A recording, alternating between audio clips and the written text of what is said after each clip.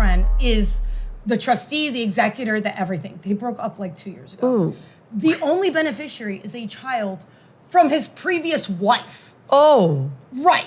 And I was like, oh my God, right? So now you got the ex-girlfriend and the ex-wife having to deal with each other. Oh, there's lovely. no successor in the document. And I was just like, oh my gosh. So the conversations with ex-girlfriend, who is our client, who is wonderful. And I was just like, look, we always ask our trustees, we need to know how sophisticated.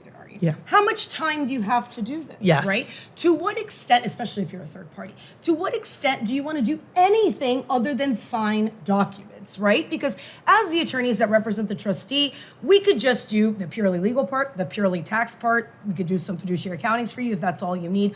Or I could literally go inventory the house, and send, not me, for the record. The first year's got to go do that shit. You know what I mean? So it's like, to what extent does this person want? And of course, ex-girlfriend is like, yo no quiero saber nada de esto, Nothing. right? Like, do I even have to do this? And I didn't really, it's not that I didn't tell you could not do it. What I said is, look, there's no successor. We're going to have to go into court. Somebody's going to be appointed. It's going to be a whole thing. There's only a couple $1 million in life insurance that really is going to pour in here. There's a separate probate. We don't know what other assets there are, but it looks like the life insurance is really going to be the bulk of the estate. So I was like, to the extent that you're not in war, because she's like, look, me and his ex-wife never had a problem. Okay. So if, That's good. at least, right? Yeah. She's like, we never had an outward, like there was no animosity. I met the woman like one time, it's fine.